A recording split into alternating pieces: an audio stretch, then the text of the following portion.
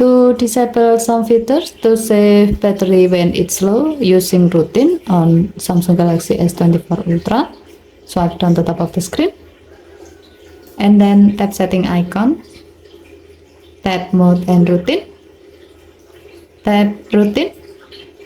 Next, tap compass light icon at the top right to view all preload routine,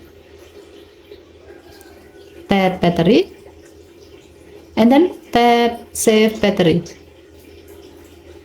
Here you can review the condition and action on this routine so that you will know what conditions are needed to run this routine and what will happen when this routine is running.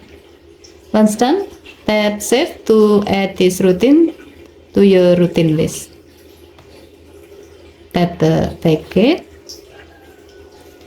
With this routine on your list, when your battery level is below 5% while it's not being charged, then power saving will be enabled automatically.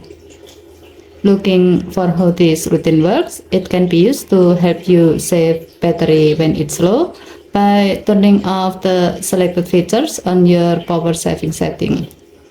Okay, thank you for watching. Please help to like and subscribe.